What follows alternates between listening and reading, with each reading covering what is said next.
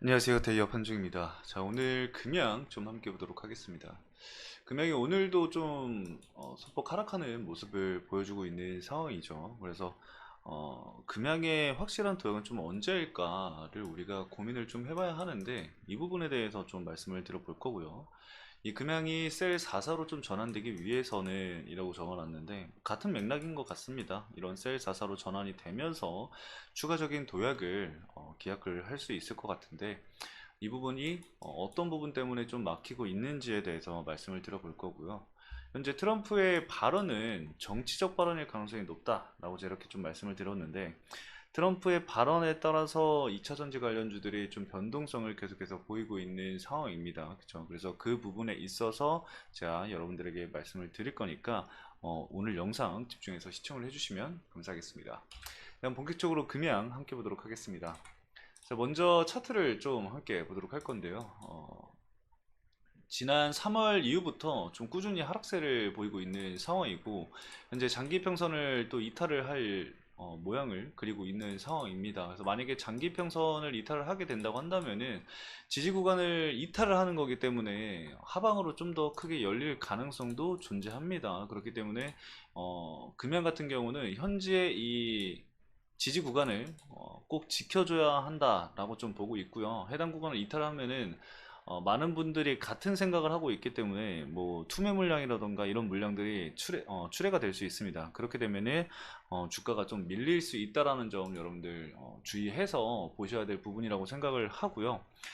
자, 이 금양이 확실하게 좀 도약을 하기 위해서는 사실상 기장 공장 현재 건설하고 있는 부분에 있어서 문제가 생기면 안 됩니다. 이 문제가 생기지 않기 위해서는 뭐가 필요하죠? 바로 자금입니다. 자금적인 이야기가 사실 금양의 꼬리표처럼 계속해서 따라오고 있는 상황인데, 그러면은 우리가 생각할 수 있는 게 이 ADR을 지금 금양이 발행을 하려고 하고 있는 상황이죠. 이 미국의 이제 OTC 시장을 공략을 하기 위해서 자금을 끌어오기 위해서 준비를 하고 있는 상황인데, 아직까지는 지금 증권 신고서가 나온 게 없습니다. 그렇기 때문에 OTC 시장 쪽에 유통되고 있는 이 ADR은 없다고 생각을 해야 되고, 이 증권 신고서가 발행이 돼야지만 자금적인 부분에 있어서 좀 해소가 되는 부분이 보이는구나 라고 우리가 생각을 좀 해볼 수가 있을 것 같아요. 그리고 셀 4사로 명확하게 좀 전환하기 위해서 뭐 금양의 기술력이 어떻고 뭐 어떻고 이런 거는 이미 주가에 반영이 다 됐습니다. 그게 진짜고 아니고의 이 얘기 왈가왈부할 때는 좀 지났다고 생각을 하고, 결과적으로 셀 4사로 전환을 하기 위해서는 실질적으로 공장이 완공이 돼야 된다라고 좀 말씀을 드릴 수가 있을 것 같아요. 공장이 완공이 되면서 되기 전에 자금부터 해결이 되고, 그 다음에 이제 이 사육고 관련해서 수주 이런 부분들이 얘기가 좀 꾸준히 나와야겠죠. 뭐 물론 시작은 뭐 전동차 쪽, 뭐 오토바이 쪽, 뭐 이쪽을 좀 공략을 하겠다라는 이야기도 좀 있었는데, 그런 이야기가 나오고 안 나오고는 사실 저는 중요하다고 생각을 하지는 않아요. 결국에는 수주 공시가 확실하게 나오거나 아니면 이야기가 나오고 있다, 이러한 기대감들이 좀 나와줘야 하는데, 그런 부분들이 현재 나오고 있지 않은 상황에서 2차 전지가 좀 흔들리고, 그리고 자금적인 부분에 있어서 계속해서 태클이 들어오다 보니까 주가가 좀 조정이 나오지 않았을까 생각을 합니다. 그래서 명확하게 좀 도약을 하기 위해서는 제가 방금 말씀드렸었던 이런 불확실성에 대한 부분들이 하나 둘씩 해소가 되는 모습들이 보여줘야 한다라고 생각을 하고, 그렇게 좀 말씀을 드릴 수가 있을 것 같아요. 자, 그리고 오늘 트럼프가 또 얘기를 하면서 이 블룸버그랑 이제 인터뷰를 진행을 하면서 뭐 그 발언들이 좀 중요하게 시장에 적용이 된 것 같습니다.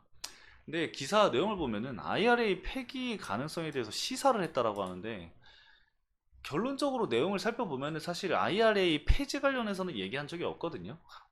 그냥 이 정치적인 발언일 뿐이라고 저는 생각을 합니다. 정치적 발언.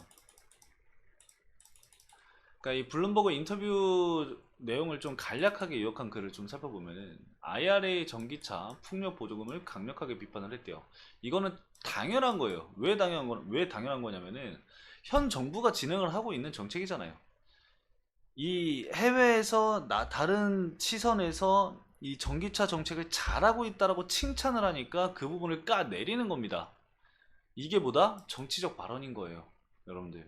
그리고 돈이 너무 많이 든다. 전기차 100%면은 도시 전기가 끊긴다. 그렇기 때문에 같이 발전이 돼야 될 부분이 뭐다? ESS다. ESS는 뭐다? 이것도 전기차 쪽으로, 전기, 2차 전지로 들어가지, 2차 전지. 그러니까 이런 부분들이 나와줘야 된다고 저는 생각을 합니다. 이게 만약에 전기차 100%면 도시 전기가 끊긴다라고 얘기할 정도면은 AI도 비판을 해야 되고 반도체도 비판을 해야 됩니다. 반도체 쪽에서도 이 전력 수요가 엄청나거든요, 사실. 이 AI도 그렇고. 그럼 이 부분도 같이 비판을 해야 되는데 이거에 대한 이야기는 없는 상황이죠. 그리고 전기 트럭 무게는 디젤의 2.5배다. 교량, 인프라를 재건해야 된다.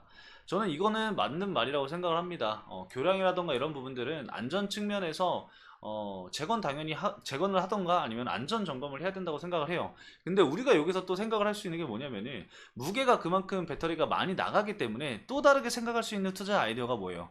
배터리의 이 무게를 축소할 수 있는 경량화적인 부분들을 볼 수 있다는 거예요.